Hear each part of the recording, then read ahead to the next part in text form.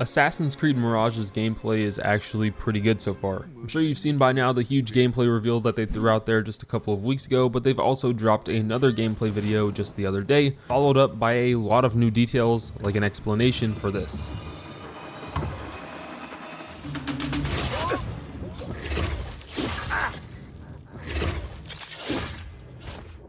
So during that most recent gameplay, we got a glimpse of the inventory menu. There's obviously that fast quick save option up at the top, which one of the creative directors said they did this basically to make it easier to quick save before a stealth encounter, since, you know, sometimes it just doesn't go right. I think the most annoying thing I do in every Assassin's Creed game, ever, is when you have an optional objective to stay in stealth or air assassinate your target, and it air assassinates the completely wrong dude. I'm finally playing Syndicate right now, where I'm trying to get all of the optional objectives. Half the time I reload the checkpoint and it takes me to the next objective, so I have to restart the whole sequence. So yeah, quick save, cool. Now they were also asked how well the quick save works, and they said, we'll see. We have two separate categories here, outfits and your costumes. I thought at first that there was a possibility that outfits would be what gave you certain stats or skills, while costumes were like transmogs.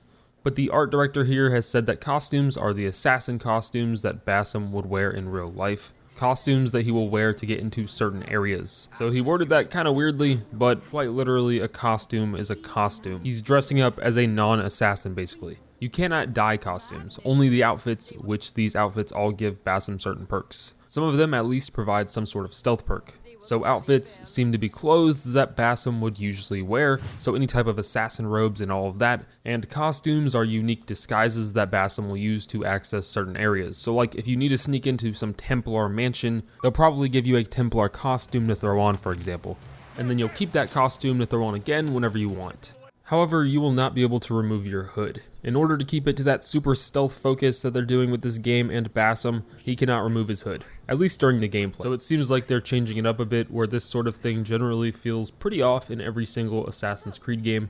Like you're wearing this super distinctive assassin outfit that makes you stand out, but somehow you're able to just stand there and not be noticed. You cannot take off the hood, but Basim's outfits so far seem to blend in a lot more with what everyone else is wearing than previous games have. The outfits look a lot more natural. Plus, you have costumes when you really need to blend in. I imagine some of, or most of those costumes do not involve a hood, but he'll also take it off for some of the cutscenes or in the Hidden Ones Bureau. There was also confirmed to be a photo mode by the art director, who said it will be pretty much the same exact photo mode as Assassin's Creed Valhalla, where there will be also an Assassin's Creed 1 filter. Some news on the parkour: a huge question people have been wondering about is side ejecting and back ejecting. This is sort of a small detail and hidden mechanic in a lot of the older Assassin's Creed games that make movement feel a lot smoother and allowed you to move around a bit quicker with less pausing in between movements. Well, it was confirmed to not be a mechanic in Assassin's Creed Mirage. This was taken from their Reddit Q&A, but they worded it pretty interestingly, where they are focusing on fluidity and control, building their own thing, but specified that it wouldn't be like games from Assassin's Creed 3 and prior. So I'm not sure what they meant by Assassin's Creed 3 and prior, because I'm pretty sure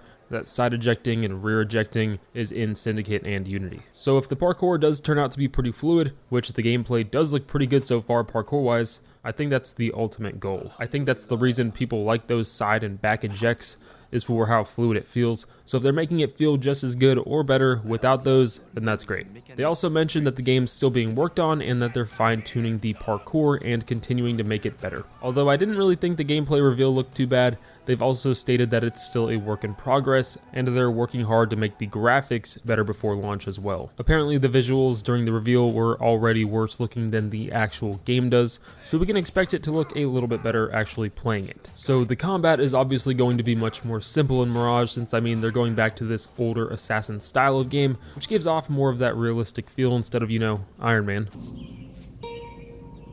What the f? I really liked this assassin focus ability here. A lot of people didn't because of the non-realistic feel of you instant transmissioning around everywhere, but I took it as almost a skill to just help us. Like he's not actually moving like that, we're just getting the ability to quickly skip some of the walking to each guy.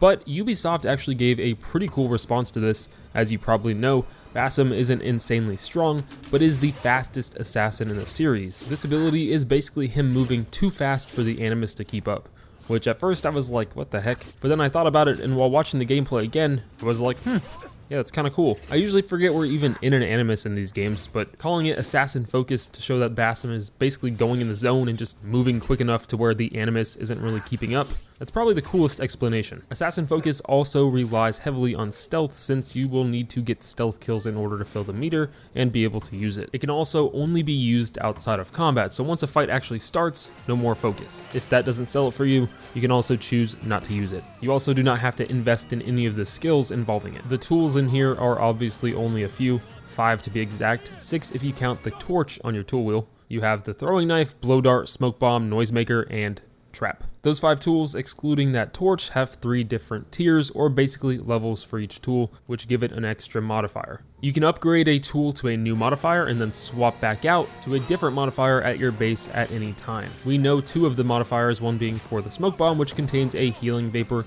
that Basim can heal with, and then the throwing modifier, allowing you to charge it up and deal more damage. You probably already saw the skill tree here, but the devs have given us some more interesting info on them as well. It was pretty interesting to see how much more bare bones and simple it is. At first I was like, where are all the skills at? But then I remember how overwhelmed I felt when I first started playing Cyberpunk and was like, oh yeah, this is actually pretty refreshing. This isn't some massive RPG, this is a much more assassin type of game. That assassin focus that we talked about will be an upgradable skill, so it's up to you if you want to invest more into it. Most of the skills are optional except for some of the skills that involve tools, likely ones that you need for progression. But other than that, it's up to you on what you want to spend skill points on and what skills you want to equip, and if you want to unlock anything at all. So yeah, again, the skill tree is very simple this time around. As you'll notice, there are 3 different skill tree categories: the Phantom, Trickster, and Predator skill tree. We caught a glimpse of some of the skills under the Phantom tree, allowing you to roll when falling from a big height to then take less damage. Airstrike to slow down time while aiming your throwing knives in midair, sort of like what you can do with the bow in other Assassin's games in the Horizon Forbidden West. The kickback skill, where you can press Y after parrying an enemy to kick them back, which I wonder if it'll be as powerful as the Spartan kick in Odyssey, where you could pretty much just beat any enemy by just kicking them off of a ledge, but it'll also be a way to get out of combat if you don't want to fight. We already knew the story would take approximately 15 hours or so to complete. I mean, this is a smaller scaled game that was originally planned as a Valhalla DLC, and it was only planned to be a DLC for about a week, by the way, where then they decided they wanted to explore Basim's story and the history of Baghdad a bit more, so they turned it into a full game. But it was also confirmed that Mirage would not be getting any story-related DLC in the future.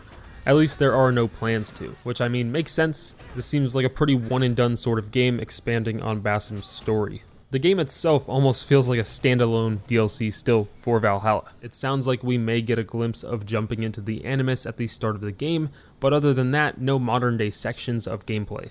We're going to start off in the streets with no assassin training, get recruited, and then we'll be tasked with taking out a target during the prologue. After that, you will have 4 main targets hiding around different districts of Baghdad that you can roam around and take out in whichever order you want. Each district also has a Hidden Ones Bureau, where you can get your assassin contracts and return which you can see Basim trade in one of the feathers from a target for the blow dart, since it appears that bringing these back to the hideout will allow you to get a point towards unlocking a tool. Besides those, you also have assassination contracts, basically side missions where you've got to go take someone out, and those contracts are not randomly generated and infinite, they are handcrafted by the devs, and they are limited to a certain amount. Throughout the world, there's a ton of activities and collectibles hidden around, like the talismans that you can see on the menu screen and attached to Basim's robes during some of those cutscenes. These talismans are strictly cosmetic, so they're not going to provide any extra buffs or anything like that. It was said that some of them at least will be hidden pretty well throughout the map. You'll also encounter unique events around the open world. There are other characters out there with narrative events, so that's interesting. You also have some new activities like roaming targets that move around the map. Not really sure how much they're roaming. I imagine they have some sort of routine that they walk around in, but that's pretty cool. As well as pickpocket contracts, so even more activities to do with stealth.